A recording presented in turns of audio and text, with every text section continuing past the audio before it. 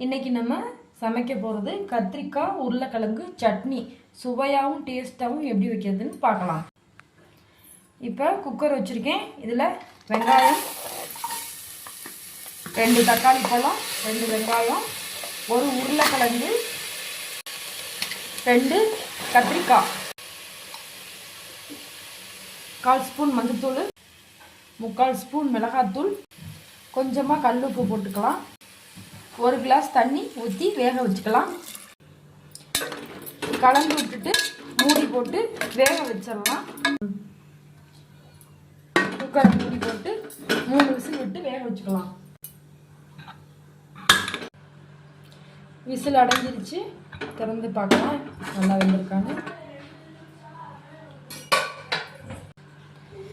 நல்லா வெந்திருக்கு. இப்போ நம்ம மசிச்சு விட்டுக்கலாம். இப்போ நல்லா மசிச்சு விட்டுக்கலாம். அதை நல்லா மசிச்சு விட்டாச்சு. இப்போ பாருங்கள், இப்படி நல்லா மசிச்சுக்கணும். இப்போ தாளிப்பு எப்படின்னு பார்க்கலாம். இப்போ சட்டி வச்சாச்சு. 2 ஸ்பூன் எண்ணெய் ஊற்றிக்கலாம். கடுகு சீரகம் போட்டு பொரிய வச்சுக்கலாம். இப்போ சின்ன வெங்காயம் வெட்டி வச்சுருக்கேன். 1 பச்சை மிளகா வெட்டி வச்சுருக்கேன். கொத்தமல்லி கருவேப்பிலை இருக்குது. அதையும் சேர்த்து நல்லா வதக்கிக்கலாம். நல்லா கடுகு வெடிச்சிருச்சு. சீரகம் பொரிஞ்சிருச்சு. இப்போ வெங்காயமும் பச்சை மிளகாயும் சேர்த்துக்கலாம்.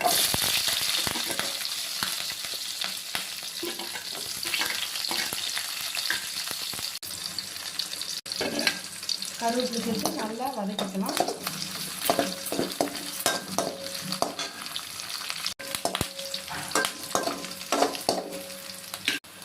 கொஞ்சம் பெருங்காயத்தூள் சேர்த்துக்கலாம்.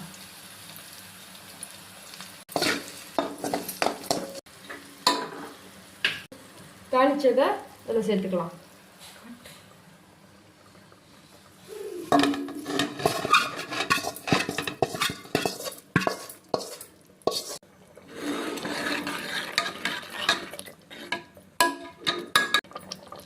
நல்ல கொத்தமல்லி தூவி இறக்கிக்கலாம். சுவையான கத்திரிக்காய் சட்னி ரெடி. தோசை இட்லிக்கெலாம் அட்டகாசமாக இருக்கும். நீங்களும் வீட்டில் செஞ்சு சாப்பிட்டு பாருங்கள். செம்ம டேஸ்ட்டாக இருக்கும். 10 தோசை ஊற்றினாலும் பத்தாது, அப்படி இருக்கும். செம்ம டேஸ்ட்டாக இருக்கும். செஞ்சு பாருங்கள்.